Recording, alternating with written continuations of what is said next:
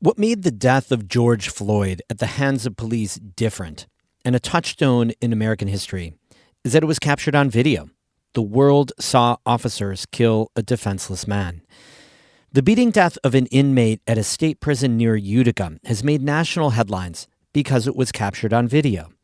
Will it prompt a similar reckoning over the way corrections officers treat people in prison? That's today's story of the day.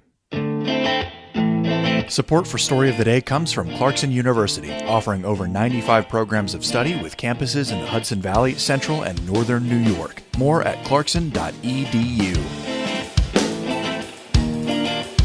Hey, I'm David Sommerstein. It's Friday, January 24th. First up, a debate over face coverings is picking back up in Albany. Jimmy Vielkind reports for the New York Public News Network. A new bill would prohibit wearing a mask for the purpose of menacing or threatening violence. Its Democratic sponsor introduced it after some high-profile crimes on New York City subways. State Senator James Skoufis of Orange County said his goal is public safety. No longer are we going to stand by and allow folks to get away with crimes, get away with attacking fellow New Yorkers, because they're wearing a mask. Skoufis said his bill would allow for anonymous protest and make exceptions for people's health concerns. Lawyer Ali Boehm with the New York Civil Liberties Union says it was impossible to craft effective exceptions. She says she's worried about over-enforcement on poor people and racial minorities. Last year, Republicans called for mask bans amid protests over the war in Gaza. Last summer, Governor Kathy Hochul said she was open to such restrictions. In Albany, I'm Jimmy Vielkind for the New York Public News Network. The Adirondack Diversity Initiative is launching an online course for North Country businesses looking to become more welcoming and diverse. Local economic developers have been trying to attract more people of color from nearby cities to the mostly white Adirondacks. David Escobar has that story. The Adirondack Diversity Initiative has been workshopping its Welcoming and Belonging micro-credential program for the past 4 years. The organization is now rolling out the training as a fully virtual course offered through North Country Community College. It's divided into 5 modules that participants can complete at their own pace. The goal is for local businesses and nonprofits to walk away with the knowledge they need to create safe spaces, build trust and relationships with diverse staff and customers, and identify other problems they might face with inclusion. Their Issues Adirondack Diversity Initiative Director Tiffany Ray Fisher says many North Country businesses want to learn more about. She says the micro-credential will help them learn how to become more welcoming for their staff and reach a broader group of customers. You want to be able to get these groups to come to you and get the trust of these groups. It behooves you to do that, but a lot of people, it's not that they don't want to do it, it's that they don't know how. Over 90% of visitors in the Adirondacks' busiest areas are white. Economic developers say the micro-credential could help businesses figure out ways to attract newer, more diverse audiences from urban areas around the state. Trainees will also participate in discussion forums and hands-on activities to help better integrate what they learn into their business. But Ray Fisher says the training doesn't stop there.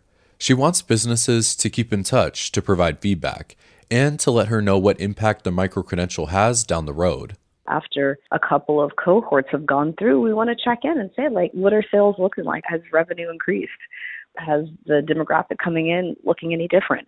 I think that we can get some business owners who might be a little bit more hesitant to take this step. Businesses and nonprofits interested in the micro-credential can learn more about it and register for the course on the North Country Community College website. It launches on Monday. David Escobar, North Country Public Radio.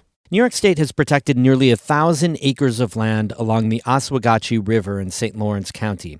The property connects sections of the Cranberry Lake Wild Forest and includes more than 2 miles of the river. The newly acquired land lies just west of Cranberry Lake along the northern edge of Route 3. The DEC bought the property for $870,000 using money from the state's Environmental Protection Fund.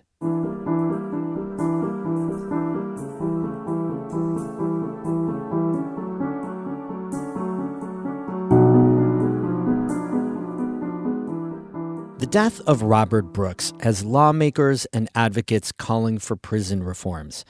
Body camera footage showed several corrections officers beating the 43-year-old inmate at a Utica prison. Since then, the state has been investigating the officers. The prison has a new commissioner, and the governor wants to invest hundreds of millions of dollars in more cameras for state prisons. But for some lawmakers, that's just the beginning. Jung Yoon Han from the New York Public News Network reports. Sumit Sharma has heard all kinds of complaints about incarceration. It's a big part of his job. He leads a state prison watchdog group called the Correctional Association of New York. But when he walked into Marcy Correctional Facility almost 3 years ago, it was different. Because of the amount of people who spoke to us about the day-to-day life that they had been experiencing, which appeared to be based on fear. Sharma says 80% of inmates at Marcy reported witnessing assault or abuse from staff. That's based on findings from the Correctional Association years ago. There are places in the state that undoubtedly have a better environment than the environment that we saw at Marcy. A culture of abuse, racial discrimination, harassment, and a lack of care and transparency.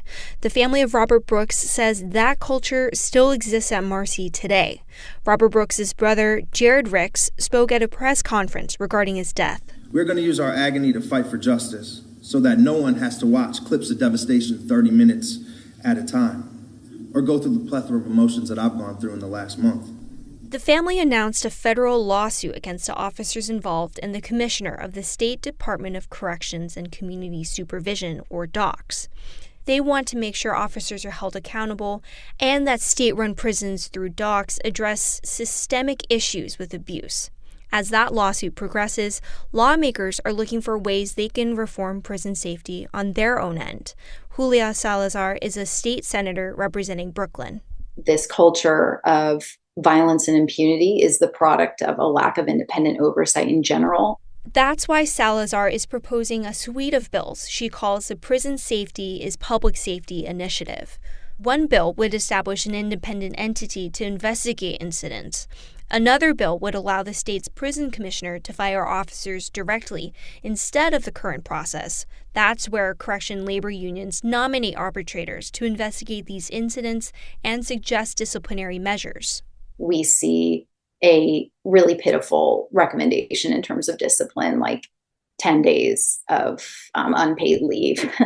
And that allows this culture of violence and impunity to continue. Salazar says these proposals would make sure corrections officers are held to higher standards, including the officers who beat Brooks.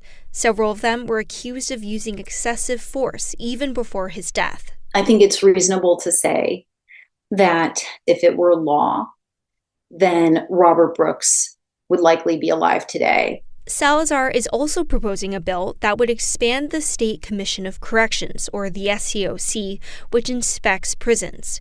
She's co-sponsoring that legislation with Assemblymember Emily Gallagher. Gallagher says the way forward is to triple the number of commissioners on the board. Those people need to include one formerly incarcerated person, one person with a background in public health, one person with a background in behavioral health care, and one attorney with expertise in prisoners' rights. Representatives from DOCS and the SCOC, along with the labor union that represents correction officers, declined to be interviewed for this story.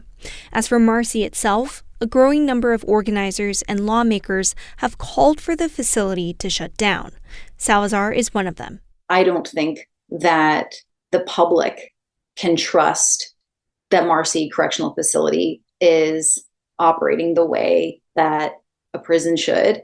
And I cannot expect the families of individuals at Marcy to feel that their loved ones are safe as long as Marcy remains open as a correctional facility. In the meantime, Salazar is pushing the legislature to hold a public hearing about Robert Brooks' death, Marcy Correctional Facility, and the state of prisons run by DOCS.